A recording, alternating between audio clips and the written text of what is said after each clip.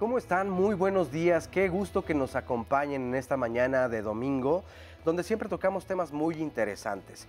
Y hoy no es la excepción, porque vamos a hablar acerca de los miedos de nuestros hijos, de nuestras hijas. ¿Cuántas veces durante la noche no han sido despertados por aquellos gritos de pánico, donde con sobresalto evidentemente vamos corriendo a la habitación de nuestras hijas, de nuestros hijos, a ver qué les ocurre por estas llamadas pesadillas? Pero no solamente son los únicos miedos de nuestras hijas, de nuestros hijos. Estos pueden ser tal vez uno de los más fáciles de detectar. Pero ¿por qué ocurre? ¿Cómo les podemos acompañar? ¿Cuál es nuestra tarea? ¿Cómo apoyar?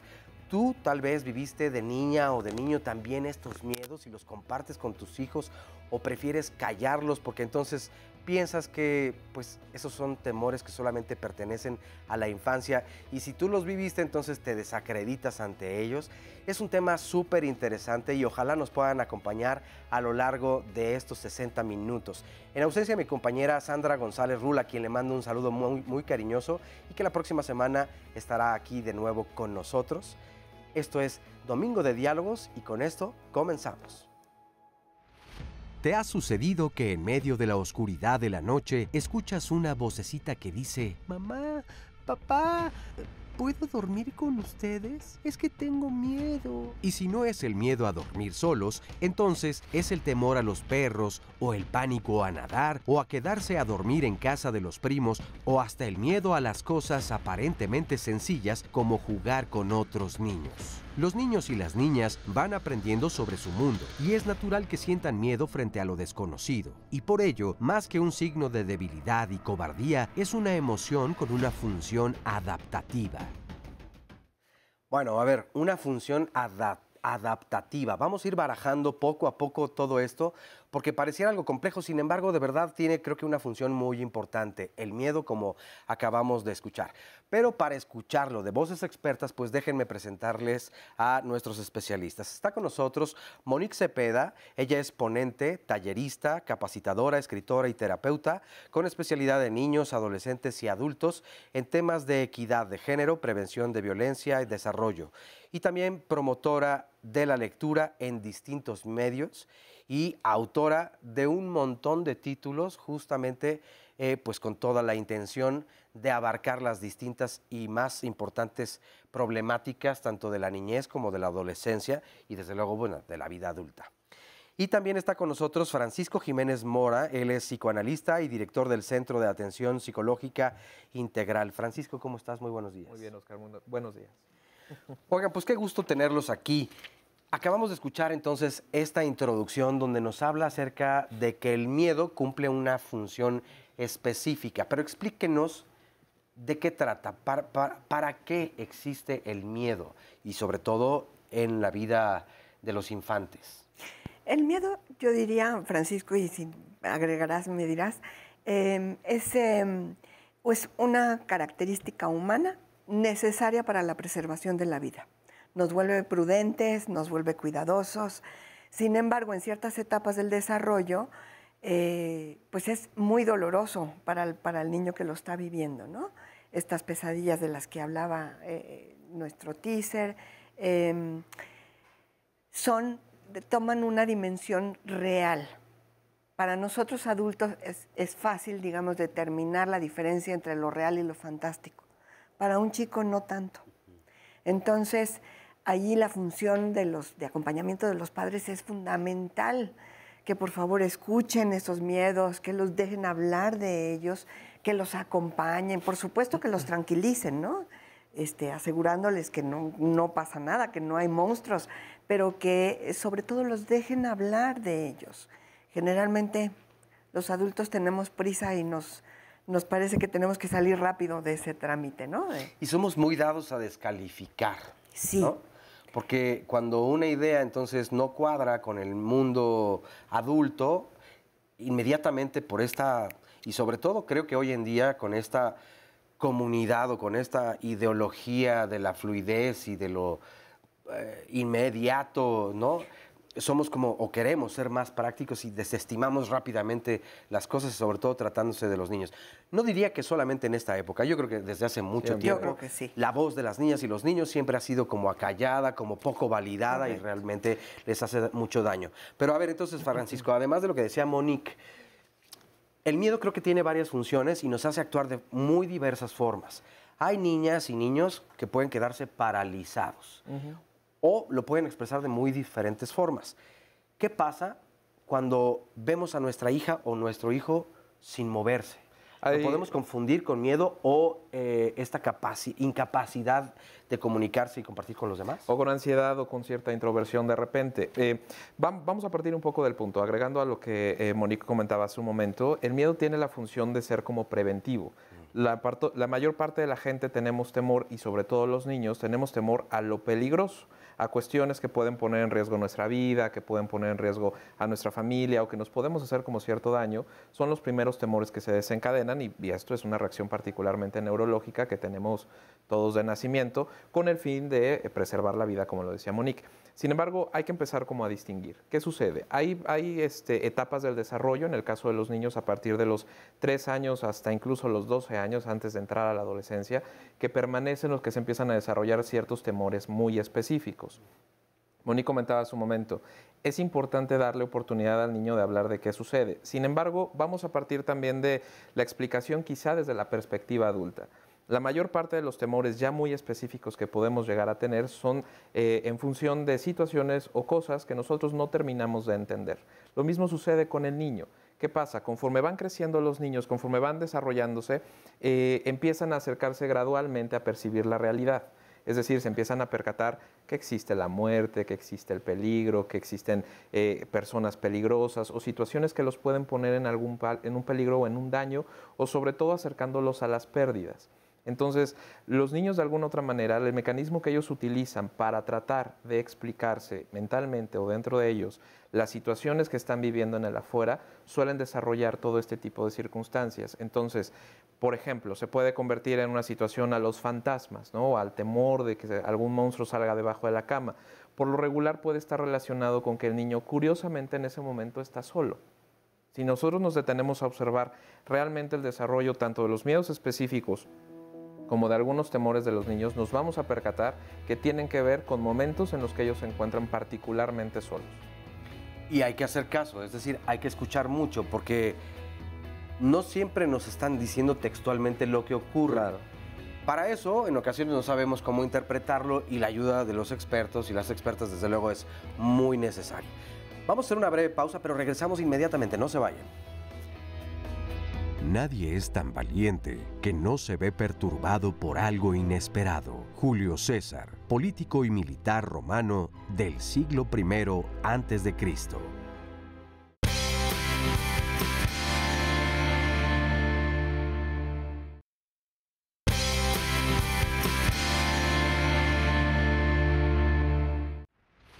Ya te hiciste del baño. Te dije que me avisaras. ¿Pues qué, eres un bebé que no sabe ir solito? ¡Ja! ¿Quieres que te vuelva a poner pañal? Durante el crecimiento, las niñas y los niños que no controlan sus miedos pueden tener episodios regresivos. Es decir, vuelven a presentar conductas que ya habían dejado atrás, como la falta de control de los esfínteres. Por supuesto que para los padres es algo sorpresivo y molesto. Sin embargo, más que reprobar y castigar la conducta, hay que verla como la señal de que algo está generando miedo, ansiedad y tensión en nuestras hijas e hijos. Si bien es cierto, creo que ha cambiado la forma en la que nos vamos dirigiendo a nuestros hijos, claro, y cómo vamos educando. Antes, esto que acabamos de ver de ya te hiciste en los pañales y mira tu cama, y venía, pues, como coloquialmente se le conocía, una cueriza o el súper regaño, era lo más normal, era lo que se esperaba de los padres para prevenir este tipo de situaciones otra vez. ¿Qué pasa cuando una niña, un niño no controla sus esfínteres? ¿Qué nos está diciendo generalmente? Porque no podemos generalizar a todos los casos. ¿Tendríamos que llevarlo con algún especialista? No necesariamente y no de primera instancia. Creo que en el desarrollo el desarrollo de los niños siempre hay que tener en cuenta que va 2 pasitos para adelante, 1 para atrás y después 3. Entonces hay que tener paciencia para que el desarrollo tenga su tiempo para implementarse. Cuando un niño pierde el control de esfínteres que ya había adquirido, sí puede ser una señal de algo que le está generando una ansiedad, de una problemática que se está representando ahí. En este anuncio que vimos tan terrible, con esta voz que avergüenza, ¿no?, de algo que le está pasando al niño, que afortunadamente cada vez es menos, pero todavía. Sí, existe. Quiero hacer este subrayado, Oscar, así, por favor, para los padres y madres de familia.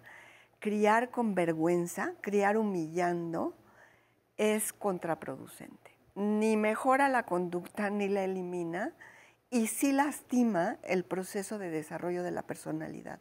¿Y cuántas veces, no, además de hacer todo este tipo de comentarios que son descalificadores, lo hacemos delante De otras de personas. otras personas? Y lo hace más vergonzoso. Claro, todavía. lo amplifica, ¿no? Es un método de educación que debe extinguirse y que Erradicarse completamente. tendremos, o sea, haremos todos los micrófonos posibles para seguir insistiendo en esto. Si un niño pierde el control de esfínteres, hay que estar muy atento e investigar qué le está causando ansiedad. ¿Qué tanto puede ser, por ejemplo, si hay una separación en los padres, la entrada a un nuevo ciclo, el cambio de un colegio, el cambio de domicilio? Todos. Puede ser todo eso. Y es que, bueno, es muy común escuchar el término de, bueno, es que a lo mejor está ansioso o está preocupado, o como la gente normalmente le llama, está nervioso, ¿no? Tiene nervios. El asunto con los niños, hay que tratar de entender que están en desarrollo. Los niños no cuentan todavía con las herramientas con las que contamos los adultos, no solamente para entender qué es lo que nos está sucediendo, sino para poder incluso identificar qué estamos sintiendo. La mayoría de los niños a lo largo de su desarrollo empiezan a tener episodios de ansiedad cuando en realidad quizá podrían estar tristes, podrían estar enojados, podrían tener como alguna preocupación muy particular. El problema es que al no contar todavía con las herramientas tanto neurológicas como a nivel de experiencia para ellos entender qué sucede y poder expresarlo de una manera efectiva, se acumula en una cuestión de ansiedad y entonces podemos tener este tipo de episodios. Sin embargo, bueno, cuando tenemos ya una situación de problema de esfínteres, no solamente hay que investigar la cuestión de ansiedad, sino también observar ciertos problemas neurológicos que pueden ser también cuestiones a lo largo del desarrollo que empiezan a surgir en esa etapa.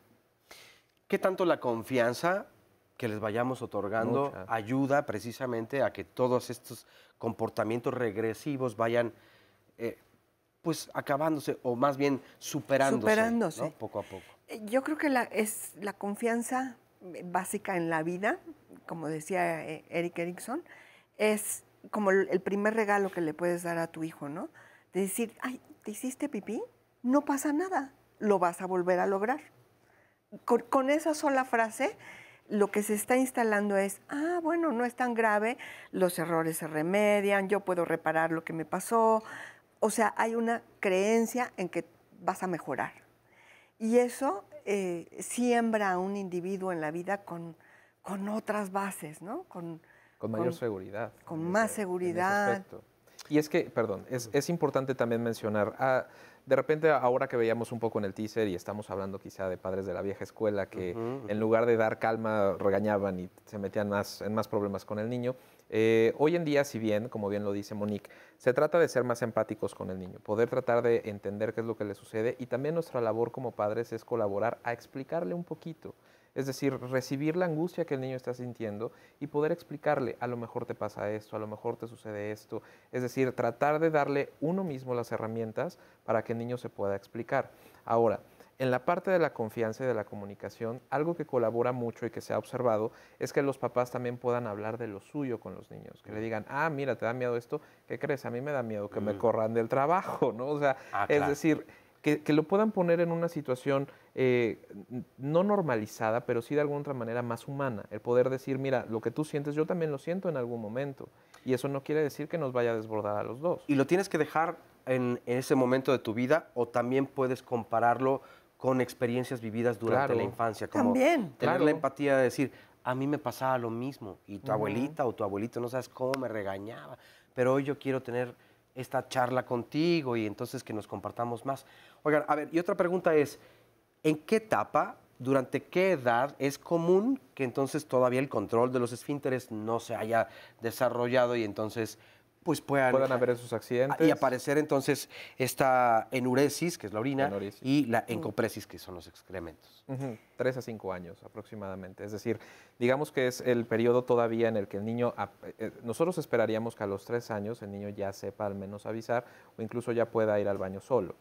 Sin embargo, en ese periodo todavía se esperarían determinados accidentes, no solamente provocados por la falta de aprendizaje sino por situaciones de difícil manejo de sus emociones. Los niños ante determinadas emociones muy impactantes, incluso no solo negativas, sino también muy placenteras. Claro. Eso también no hay que estigmatizarlo, ¿no? Que si el niño sucede en una fiesta, en una reunión, tiene un accidente, no es necesariamente por una cuestión de ansiedad o de angustia, sino es por una emoción que lo está desbordando y que no está sabiendo manejar, ¿no? En ese sentido es incluso una emoción, una gran felicidad o una gran aprensión de estar con alguien de la familia, quizás. Así es. Yo creo que después de esa etapa, después de los 5 años, sí conviene hacer una valoración y ver si hay algo del orden del desarrollo neurológico que esté interviniendo. Pero antes de eso, estos episodios se contienen si los abordamos con empatía, dando seguridad, asegurando que se puede resolver el problema, ¿no? Bueno, pues vamos a continuar porque hay mucho más todavía, pero hacemos una pausa. Nunca podríamos aprender a ser valientes y pacientes si solamente hubiese alegría en el mundo. Helen Keller, escritora, oradora y activista política sordociega estadounidense.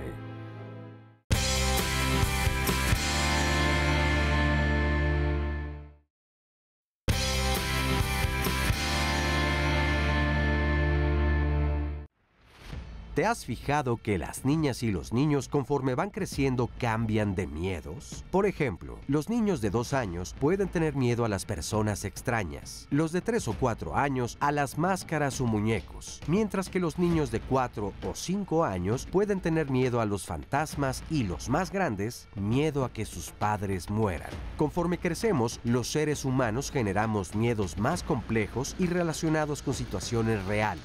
Es decir, nuestra maduración cognitiva nos permite distinguir la realidad de lo imaginario, mientras que en el caso de los niños, esta distinción apenas se va elaborando. ¿Cuáles son los miedos por grupos de edad? ¿Cómo puedes abordar cada situación? Lo cierto es que los miedos no terminan, entonces nosotros ahora conformamos parte de un grupo de otra edad, pero continúan esos miedos. Claro. Así es. La clave es ir identificando precisamente en qué grupo nos encontramos para tratarlo. A ver, vamos a darle lectura a parte de los comentarios que nos envían. Muchísimas gracias por compartirlos. Beatriz Merino nos dice, muchas veces nuestros miedos extremos se los transmitimos también a nuestros hijos. Claro. Por supuesto que sí. Sí. Esta me parece bien importante de Elizabeth Rodríguez, que nos dice, mi hija de 9 años tiene miedo de dormir sola y esto desde el sismo del 19 de septiembre. Hay eventos que nos marcan no solamente a las niñas y a los niños, a toda la población en general, como este que, pues, obvio, provoca un gran terror o pánico colectivo en toda la sociedad. Claro. Y hay que hablar también acerca de todo eso. De hecho, tuvimos ya desde aquel entonces programas especiales aquí en Diálogos en Confianza, donde nos recomendaban también los especialistas que dibujen. Es una forma de sacar precisamente y de expresar todo lo que no han podido probablemente poner en palabras, Claro. ¿no? Rosario nos dice, Rosario Villavicencio, a mi hijo le da miedo la oscuridad. Por más que le explicamos que no pasa nada, continúa con el mismo miedo. Laura FG, soy una mamá a la que le gusta la disciplina con mi hija y eso siento que le genera temor, pues antes de decirme algo agrega, mamá, te digo algo y no te enojas, temo que me oculte cosas a futuro. Oye, pero Laura, me parece bien importante lo que acabas de decir. Cuando nuestros hijos anteponen esta frase, no te vayas a enojar o no te enojas si te comparto, sí está hablando más o menos de nuestra relación. Ojo, no estoy juzgando, estoy diciendo nada más que sí, así como tú nos lo expones, se nota una disciplina, hay un respeto y hay una distancia tal vez. ¿Qué tanto podemos colaborar a que estas distancias sean un poco más sanas, pero donde esta inquietud que nos comparte Laura, siente que a lo mejor no siempre le dice la verdad y que no tiene totalmente la confianza. Sí se puede ir perdiendo esta confianza. Sí, yo creo que no hay que confundir disciplina, firmeza con calidez y tiempo y presencia. A veces veo papás que quieren ser como muy firmes, ¿no? Para lucir bien, para que sus hijos luzcan bien y con la mejor de las intenciones, pero están como atropellando parte de la sensibilidad de sus hijos. Entonces creo que este comentario, que muchas gracias por la sinceridad, es un asterisco de atención. Necesitamos que tu hija se pueda comunicar sin decir, pero no te vayas a enojar. Te voy a contar algo, mamá, y luego vemos cómo lo resolvemos, ¿no? Pero primero saber que tengo la posibilidad de contarte siendo el pilar principal en la vida, ¿no? Claro. En vez de tener como miedo y estar como rodeando el tema por temor a la reacción. Y es que la parte compleja, como bien dice ahora Monique, sí se debe también mucho a la parte... bueno, no voy a decir nada que no se sepa, ¿no? Pero realmente el ser papá es muy complicado, es muy, muy, muy complejo. ¿Cuál sería aquí a lo mejor algo que podría colaborar a los papás para que puedan trabajar con los niños y poner límites y al mismo tiempo ser más empáticos? Es decir, tratar de que los papás también se conozcan a sí mismos. Eso es una herramienta invaluable cuando uno está criando un niño. Es decir, cuando uno se conoce perfectamente, o al menos en la mayoría de los casos de una mayor manera o de una mejor manera, uno puede identificar, porque ahorita veíamos en algunos ejemplos, los papás se desesperan o se enojan de inmediato cuando el niño expresa algún temor o comete algún error, etcétera. Eso se debe particularmente, si lo sometemos a una observación detallada, a que el papá le cuesta mucho trabajo manejar determinadas situaciones y ante las cosas que no tiene tantas herramientas, explota, se enoja, revienta. Entonces, algo que es como bien importante y que siempre he sugerido también para los papás es que si están observando que en algún momento su hijo está desarrollando ciertos miedos, está teniendo determinadas situaciones complicadas a la hora de comunicarse, es importante que también los papás se sumen a un tratamiento, a una evaluación, para que ellos tengan más herramientas, no solo para relacionarse con sus hijos, sino para poder asumir y enfrentar determinadas dificultades, que esa siempre va a ser la mejor manera. Me parece muy valioso lo que estás diciendo. Yo recuerdo que mi mamá decía, ay, ahora que vas en tal grado, voy a aprender o reaprender o recordar lo que estás aprendiendo ahora tú, porque ya se me había olvidado. Eso me lo decía en cuestión académica, pero creo que es una gran oportunidad para reconocernos y lo que vivimos también en ese entonces y poder comprender entonces a nuestras hijas e hijos que lo olvidamos un montón de veces. Y disminuimos mucho la angustia de los niños, en el sentido en el que les hacemos entender y que nosotros también entendemos nuestras emociones, evitamos esta parte de desesperarnos con ellos, porque ese es el fenómeno que generan la mayor parte de los niños, no solo a los papás, sino a los adultos en general. ¿No? ¿Por qué? Porque nos desesperan, porque son una madeja de muchas emociones intensas y que de alguna u otra manera, si nosotros no las sabemos manejar ni a nosotros, difícilmente vamos a poder entenderlas del niño o poder hacérselo más digerible. Y ahora, retomando esta parte de los grupos donde podemos tener ciertos miedos y que van desarrollándose y vamos perdiendo tal vez los más fantasiosos que les pertenecen a las edades más pequeños, ¿qué tanto también se van vinculando y desarrollando junto con los temores reales? Esta llamada del terremoto del 19 de septiembre. Sí. ¿Cómo se lo explicamos? ¿Cómo lo vivimos? Porque también a nosotros nos da miedo. Entonces pueden fantasear a través de nuestros miedos también nuestras hijas e hijos. Sí, yo creo que ahí el papel del adulto es fundamental, como en todo, ¿no? Como esta tarea de ser padres que nos mandan sin manual, ¿no? Qué miedo. Qué miedo, Sí, qué susto, exactamente. Yo creo que estos miedos reales, esta etapa de los chicos después de los 7 años, donde el miedo es a que te roben, a que te asalten en tu casa, ¿no? Estos temores que a nosotros también nos afectan, el terremoto marcó, ¿no? a esta ciudad principalmente. El acompañamiento tiene que ser con estas características. A mí también me da miedo, pero hacemos lo necesario en nuestra casa, en nuestra familia, para estar seguros. Es decir, cierro bien la puerta, sé cómo salir de la casa si tiembla, nos ponemos todos de acuerdo. Es decir, crear estrategias que son habladas, que hay que recordar que el poder del lenguaje es importantísimo, donde lo compartimos. Entonces, si tiembla, tú y yo sabemos que salimos por esta puerta, ¿no? Así como salimos de este bloque. Pausa. No hace falta conocer el peligro para tener miedo. De hecho, los peligros desconocidos son los que inspiran más temor. Alejandro Dumas, escritor francés.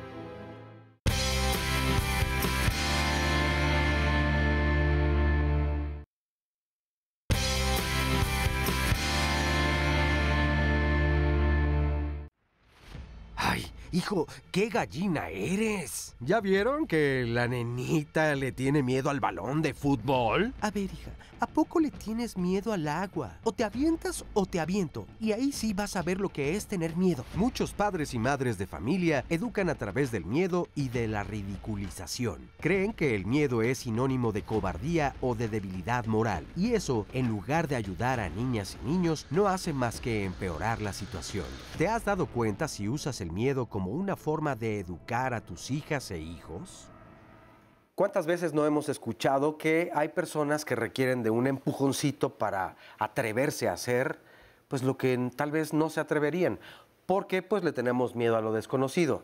Si no hemos experimentado dicha sensación o tal rutina o ejercicio, nos va a costar más trabajo.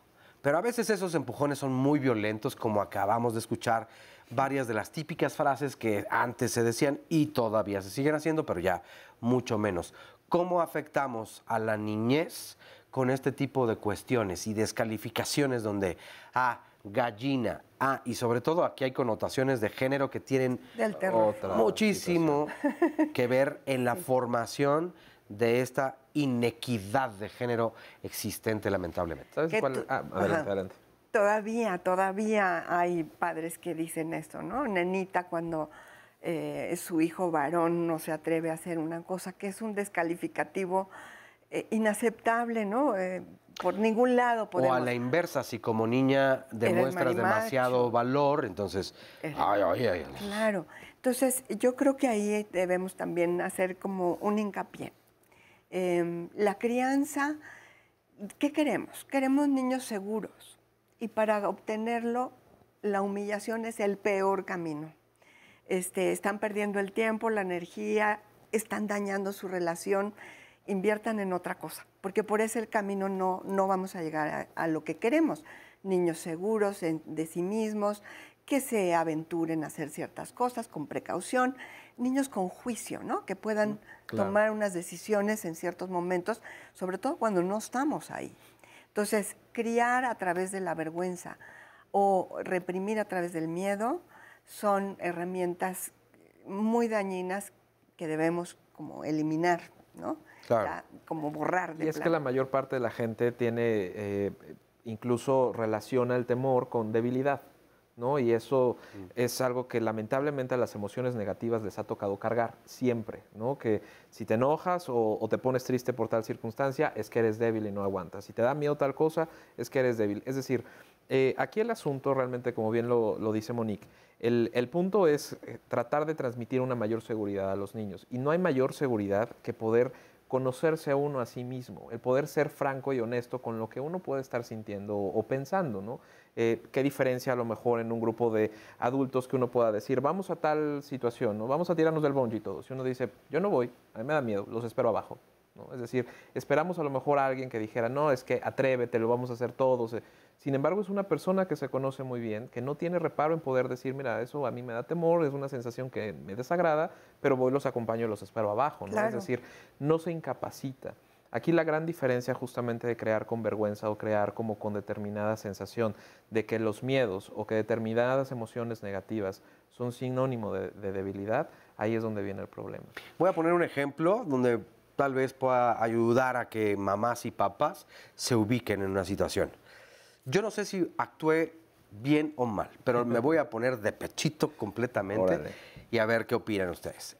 Alguna ocasión, con mi hija más pequeña, bueno, estábamos las dos, mi hija más grande y la más pequeña, en un parque acuático donde había unos toboganes donde tomabas una buena velocidad.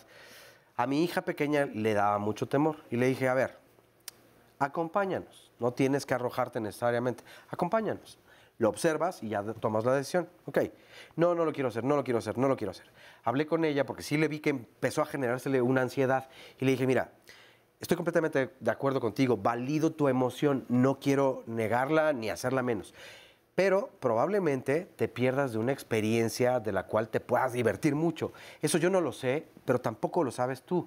Hasta que no lo experimentes, no te vas a dar cuenta. ¿Por qué no lo intentas? Subió y dijo, no, y de verdad me da miedo. Total, pues le dije, pues acompáñanos, vente. Nos arrojamos su hermana y yo, y abajo le empecé a decir, ven, está padrísimo, tal. No sé si la presioné demasiado diciéndole, ven. Se terminó aventando y al final le gustó la experiencia. Pero sí vi el proceso, cómo fue sufriendo pues temor a arrojarse. Pero yo creo que lo que hubo ahí, Oscar, es que hubo un papá acompañando. Con palabras, con actitud, no sé cómo decirte, con los brazos. A lo mejor lo estoy diciendo muy lindo, y a lo mejor ella lo entendió como una presión de mi papá. Veremos, ¿no? Ya veremos qué cuenta ella de grande. Pero creo que lo que hubo ahí es animar a brincar una barrerita, ¿no? de temor, y que al final la experiencia fue exitosa. Pero lo que hubo fue un adulto acompañando, no presionando. Sí, creo que la diferencia es esa. Y quiero agregar algo a lo que dijo Francisco en relación a esta invitación a los padres a conocerse mejor a sí mismos. Yo como terapeuta, doy orientación a padres de familia, si vieran cuántas cosas de los niños se resuelven cuando los padres acuden a terapia. Claro. Los niños casi no tienen que ir, porque, digamos, si el padre puede resolver por qué le aflige muchísimo que su hijo no sea futbolero cuando él sí, ¿no? ¿Por qué no puede soportar que su hijo no sea aventado como el hijo de su compadre, yo qué sé, ¿no? Claro. Cuando logra determinar por qué le cuesta trabajo, entonces su acompañamiento a su hijo cambia. Ya no se vuelve, ¿no?, una presión, me tienes que hacer quedar bien con mi compadre. Claro. Pues ese es un problema de adultos, ¿no? Sí. Y es que en esta familia todos hemos jugado fútbol americano, y tú te tienes que destacar en él.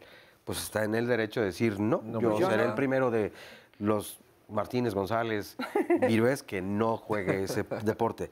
Más comentarios. Jazz Clavel nos dice, mi niña sufre de pánico ante los perros. ¿Cómo puedo ayudarla a superarlo? Paulina Félix, yo no soy mamá, pero amo a mis sobrinos. Vivimos muy lejos. Pero en el poco tiempo que convivo con ellos, no tenemos contacto tenemos contacto por videollamadas. Mi sobrina ha aprendido a confiar en mí. Sus padres y sus abuelos le enseñan a tenerle miedo a las cosas. Esto es algo que también pueden identificar rápidamente las niñas y los niños. Cuando hay un apoyo por parte de nuestras redes, pero no es directo de mamá o papá, se empiezan a crear vínculos más cercanos que después acabamos desacreditando o celando completamente porque vemos como más injerencia, ¿no? Sí. Bueno, pero de alguna manera esa niña tiene a alguien en quien confiar, ¿no? Está bien que ocurra entonces eso. Pues ante la ausencia de, pues, el cómo arreglar las situaciones. Sí, de soluciones por parte de los papás o de un respaldo, pues finalmente ahí hay una ventaja. Mientras la familia es grande y se tienen más opciones, pues bueno, sí hay redes, esa es una ventaja quizá. Y quizás pues familia, regresamos después de esta pausa. El verdadero valor se encuentra entre la cobardía y la temeridad. Miguel de Cervantes, escritor español.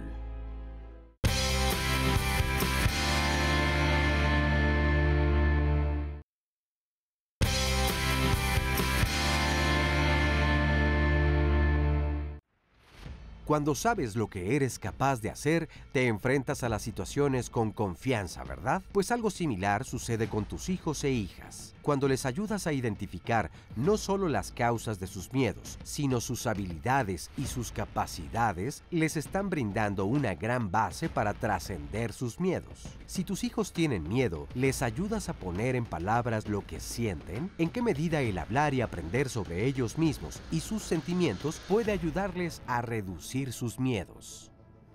Qué maravilla sería si nuestras hijas y nuestros hijos tuvieran este lenguaje emocional, pero no les nace a ellas o a ellos y no es su responsabilidad. Esa es nuestra responsabilidad al educar, al acompañar. ¿Cómo podemos hacer que se desarrolle? Híjole, esto de crear un alfabeto emocional, yo creo que hay que empezar muy temprano. A veces cuando vemos a nuestro hijo todavía medio bebé, ¿no? Que está llorando y sabemos que es de cansancio. Y podemos entonces ponerle como subtítulos. A mí me parece, podría ser que estás muy cansado y por eso estás irritable, ¿no? O podría ser que esta situación te desagradó por tal razón. Acercarle las palabras como un alfabeto emocional para que él vaya encontrando la manera de poder nombrar lo que le ocurre por dentro, ¿no? Para esto los cuentos infantiles son una maravilla. No hay, si no se les ocurre cómo, lean literatura para niños, porque ahí está nombrado ese universo. Entonces, ayudarles a nombrar lo que están sintiendo es nuestra labor, nos toca a nosotros. Y sí, el poderles dar como las herramientas para que puedan expresar qué es lo que sucede. Y hay que ser también muy honestos. Nosotros en la consulta también lo que hemos logrado observar es que en la mayoría de las ocasiones, si no es que en todas, cuando el niño habla de un temor, algo que ayuda muchísimo a esclarecer esa situación es preguntar, ¿qué te imaginas que va a pasar? ¿Sabes? O sea, porque uno podría decir, es que mi hija dice que no quiere pasar por donde está el perro. Perfecto. ¿Qué piensas que va a pasar si pasas por ahí? Me va a morder, te va a hacer algo a ti, se va a echar a correr o voy a perder la pierna. Es decir, también vamos a poder observar qué proceso es el que está dentro de la cabeza del niño y qué idea tiene, porque en la mayoría de los casos no es únicamente el temor al perro. Uno podrá pensar, tiene temor a que la muerda. No lo sabemos. Puede tener temor a muchas otras cosas, ¿no? Y que lo vincula particularmente con el perro. Ahora, respondiendo quizá un poco a lo que se preguntaba hace un momento de las fobias, hay que ver sobre todo la diferencia entre un temor natural o un temor normal del desarrollo y uno que ya nos puede estar generando un problema es la funcionalidad. Es decir, si el niño ya tiene dificultades para llevar a cabo alguna de sus funciones cotidianas, por ejemplo, ir a la escuela, levantarse a determinada hora, quedarse con la niñera o con la abuelita, si ya tiene alguna dificultad para cumplir con una de esas tareas, estamos hablando que entonces sí ya sería recomendable también la asesoría de un especialista, no necesariamente porque haya algo más grave, sino porque, como lo explico hace un momento, en el niño lo que sucede es que ese temor nos puede estar representando varias cosas en la cabeza, que ahí ya va a ser una tarea complicada de los papás averiguar. Alguien ya con una formación especializada puede orientar al niño a tratar de descifrar qué imágenes o qué situaciones son las que a él está representando para entonces poder darle una solución. Entonces, quizá ese sería, yo creo que el marco que podría ayudarnos a diferenciar entre algo que pueda incapacitar al niño y que sí nos puede frenar en un momento de su desarrollo intelectual, escolar, social, etcétera, y un miedo normal, un miedo que se puede desarrollar en cualquier etapa de la vida y que puede ser simplemente algo muy específico sin necesidad de una representación mental. Y hablando de que se puede representar en cualquier etapa de la vida, vamos a retomar esto del lenguaje emocional y cómo lo podemos continuar desarrollando. Y si les parece bien, vamos respondiendo rápidamente a las preguntas que nos mandan. Lorena Rentería nos dice, mi hija desde chiquita le da miedo dormir sola y no puede ver las ventanas de noche. Ahora tiene 18 y no puede dormir sola. Y si está la recámara retirada, no duerme. Estamos hablando ya de un miedo muy específico. Sí. Es decir, no estamos. Algo que creo que también es importante mencionar es que no todo miedo se va a convertir en una fobia. Hay miedos que son transitorios y que se van a superar conforme el niño vaya teniendo mayores dosis de realidad. Hace un momento se explicaba, es que el niño tiene temor a que los padres mueran. Pues los padres van a morir en algún momento. Es decir, vamos a tener que ir dándole más herramientas para que lo tolere. Sin embargo, en este caso, sí ya es importante que se asista con un especialista porque uno podría pensar, son situaciones muy cotidianas, pero no sabemos las representaciones que puede tener en su cabeza. El temor a que alguien entre, el temor a que sea violentada, el temor a perder algo. Pueden ser muchas cuestiones alguna experiencia inconscientes. que haya ocurrido También. Y que ha sido olvidada, reprimida, ¿no? Que está, digamos, en la parte oculta de nuestra mente y se manifiesta a través de un miedo que estorba, ¿no? Que nos impide hacer las cosas. Claro, uno de los principales, la muerte. Pablo Olivares nos dice, mi hijo tiene 6 años y vivió de cerca la enfermedad y la muerte de su abuelo. Menciona el tema de la muerte en varias ocasiones, lo manejamos con apertura, pero no sabemos en realidad cómo tratarlo de acuerdo a su edad, 6 años. Sí, yo creo que si lo habla el niño ya estamos en buen terreno, ya estamos del lado a salvo, ¿no? Porque lo tiene identificado. Porque lo puede nombrar, porque sabe que en su entorno no se mueren si él habla de ese tema, ¿no? Claro. Y entonces allí ya estamos a salvo. Yo creo que a lo mejor leer algunos textos, libros para niños de esa edad que hablan de estas separaciones definitivas que todos tenemos en la vida, le va a ayudar como a poder encontrar su propia manera.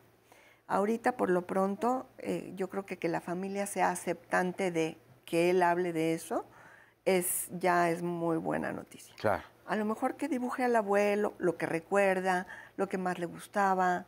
Y ¿no? partir de lo que piensa también, porque puede Sí. que haya un temor a qué tal si yo también me enfermo, qué tal si se Claro. enferma mi Sí, mamá. y qué por tal lo si- tanto, Y a lo ¿no? mejor uno está pensando que es el tema del abuelo y no necesariamente. Sí, ¿no? correcto. Simplemente esas preguntas. Elisa Adame nos dice, mi hijo tiene 5 años y le teme mucho al aire de las secadoras de manos, a las secadoras de cabello. Esto lo ha afectado porque hay ocasiones en que no quiere ir al baño y le ha ganado por no ir por estas maquinitas. ¿Qué puedo hacer? ¿Cómo lo podemos manejar? Me imagino que son a las de baño público, Sí, así es. una situación así. Pero Quizá también dice que a las secadoras de de pelo. cabello, ok, entonces debe ser seguramente por una cuestión también del ruido, la temperatura, la forma que tiene. En algún momento, mira, Monique mencionaba hace un momento algo muy importante. Quizá ya de la vida adulta y sobre todo también de niños, ya no recordamos qué sucedió con nosotros del 1 a 3 años. ¿No? Tenemos a lo mejor ahí ciertos esbozos de qué sucedió. Sin embargo, es importante también tratar de hablar con el niño para ver con qué lo está relacionando. Puede que no hace falta ser Sigmund Freud para ver que la pistola de cabello es una pistola a final de cuentas y que Y se es acerca a ruidosa. la cabeza. Y te puede quemar. Exactamente, es decir, entonces puede ser que haya tenido una experiencia previa, que haya él relacionado como con una situación muy agresiva o muy violenta y que finalmente pues ahí tenemos como el resultado un temor quizá bastante específico. Ahora, no estamos al 100% el tiempo con nuestras hijas y nuestros hijos. No. Hay que Exacto. saber qué es lo que ocurrió sin juzgar, sin que sientan amenazantes estas preguntas de, oye, ¿y por qué? ¿Cuál es el motivo de tu temor y todo esto? ¿Es que hace ruido? ¿Es que es caliente? ¿Te quemaste alguna ocasión? O Claro. puede haber tal vez señas de algún maltrato por parte de otra persona, ¿no? Alguien más, Por exacto, ejemplo. Pausa y volvemos. en algún cuento. A nada en la vida se le debe temer, solo se le debe comprender. Marie Curie, científica polaca, ganadora del Premio Nobel en Física y Química.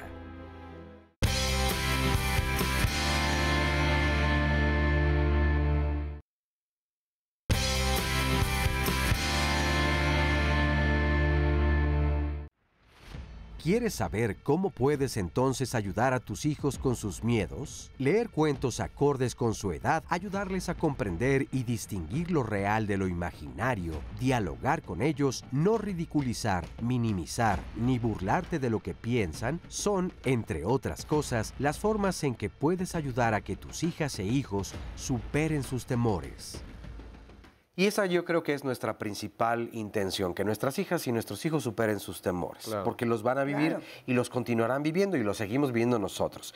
En el bloque anterior se quedó un punto que me parece que tiene una vital importancia, y es que detrás de un miedo puede haber una experiencia muy traumática. Decía yo, no acompañamos a nuestras hijas y hijos el 100% del tiempo.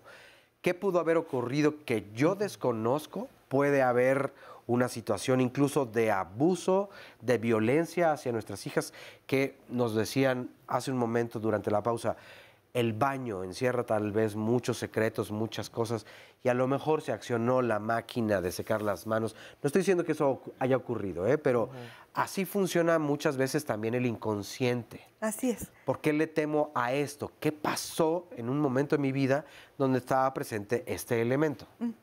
Es que los temores pueden ser como este foco de alerta de una experiencia previa que queda como guardada, como en la sombra de nuestra mente, pero lo que se manifiesta es este miedo como una llamada de atención, ¿no?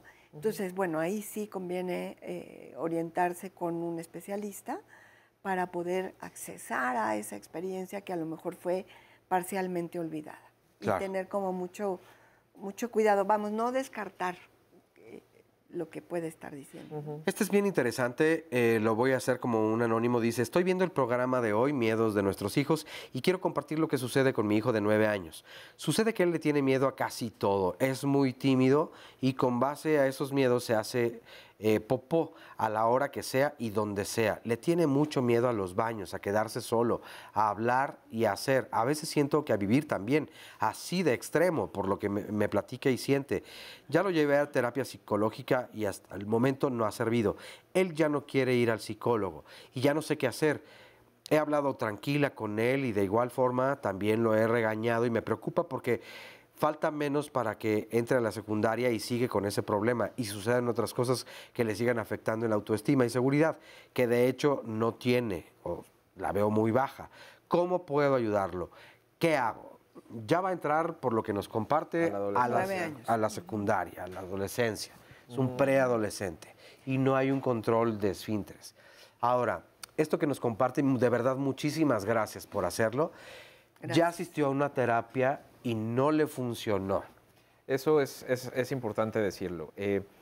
Lamentablemente eso es un fenómeno al que estamos como sometidos en el país. La profesión de la psicología, de la psiquiatría y demás muchas veces no está del todo regulada, ¿no? Entonces es importante también mencionarle a la gente que los terapeutas que tienen que recibir a un niño o a un adulto tienen que estar certificados al menos con un nivel maestría y al menos con una formación en psicología, porque hay muchas escuelas, hay muchas otras situaciones que están dando cédulas de terapeutas a gente que no tiene como los elementos técnicos realmente para poder abordar.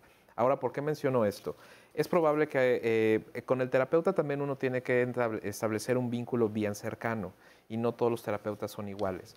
¿A qué me refiero? Si en este caso a lo mejor el chico o el niño en este caso no quiere seguir yendo al terapeuta, quizás es con ese terapeuta en particular. Hay que buscar otro. No, hay que buscar otro. No quiere decir que la psicología o que la psicoterapia como tal no está funcionando, sino puede ser particularmente ese terapeuta que no se le está dando como una solución. También hay que ver un poco la cuestión del tiempo, ¿no? Es algo que también nosotros hablamos de forma muy honesta. Cualquier problemática no podemos sacarla en 2 semanas, ¿no? Exacto. Ahora, ¿podemos darle un tiempo a la o el terapeuta o desde la primera sesión escuchar a nuestras hijas, hijos y decir, no continuamos? Hay que dar un tiempo. Yo sí sugiero que hay que dar un tiempo. Sin embargo, depende también mucho de las herramientas que el terapeuta tenga y de la especialización, porque, insisto, parte de la información respecto a esto, quizá nosotros como especialistas siempre recomendamos, hay que ir al especialista, pero hay que conocerlo. La mayor parte de la gente no pregunta ni siquiera qué formación tiene, claro, o si eres especialista en niños, o si se tiene especialidad en tal área, porque pues finalmente si yo padezco de una enfermedad del corazón, puedo acudir, sí, con un médico general, pero de nada me va a servir ir al gastroenterólogo o al neurólogo. No, claro. Entonces yo creo que para esta mamá, que gracias por compartir esta experiencia, yo creo que va a ser útil para muchas. Claro. Primero, no se dé por vencida, por nada del mundo. Hay que encontrar la ayuda pertinente para este niño y que pueda brincar a esta etapa. Entonces, si no funciona este terapeuta, hay que buscar otro.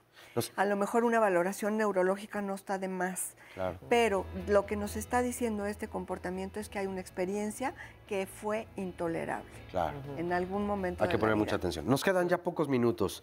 Nos dice este otro comentario. Mi hija tiene 6 años, pero desde que ella tenía 4 empezó a presentar crisis de ansiedad cuando piensa en la muerte.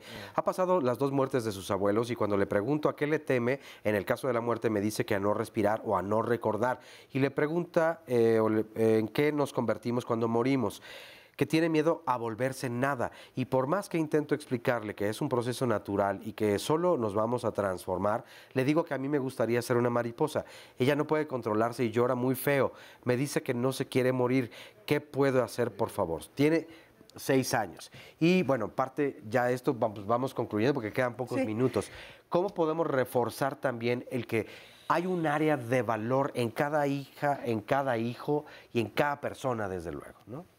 De valor y de especificidad. Esta niña tiene seguramente condiciones para ser filósofo cuando sea grande, ¿no? Exacto. Y creo que hay que darle espacio para que siga manifestando ese temor, todas esas ideas que están detrás, y ayudarle como a contener, a lo mejor regreso a los libros infantiles, donde hay como otras explicaciones, ¿no? Que nos contienen, a mí como mamá y a ti como hija, ¿no? Es algo como más grande que nosotras Y dos. compartir la lectura es importante. Y compartirla. Y darle tiempo. Y que puede ser que la niña esté teniendo la sensación de que la emoción la desborda, que eso es realmente lo que sucede, es una sensación como desintegrativa, suena un poco así, y es seguramente por la tristeza que le da el recordar determinadas situaciones o la angustia al pensar de qué va a pasar después de mí. Esa parte quizá de contención es sumamente importante, no nos dio oportunidad, sin embargo, parte importante de todo esto son los papás. Los papás, si nosotros también somos personas frágiles, y ojo, no estoy diciendo que no debemos tener miedos, pero si ante el miedo también nos incapacitamos muy rápido, el niño no va a tener este parámetro de a quién sujetarse. Entonces es donde viene quizá la angustia de me voy a perder. Sin embargo, si en el día a día nos notan que a pesar de las dificultades nosotros buscamos alternativas, buscamos soluciones para enfrentar determinadas cosas, eso es algo que puede colaborar. En este caso sí las lecturas colaboran muchísimo, el hablar con la niña y también la búsqueda de alternativas. ¿Qué podemos hacer para que esta sensación se acabe? ¿Qué te haría sentir más tranquila ahorita? Que te abrace, que hagamos esto, que hablemos a tal persona. Correcto. Buscarle alternativas, es decir, ok, ya lo sientes, está bien. ¿Cómo te podría sentir mejor? Claro. Y eso ayudamos a que el niño entre en un proceso de pensamiento y que busque al menos una alternativa. Porque quiero agradecerles profundamente su participación en este programa. Es un tema enorme, sí, para mí también es un gran placer, un tema enorme, pero pues ojalá les haya gustado. Nos vemos la próxima aquí en Diálogos Fin de Semana.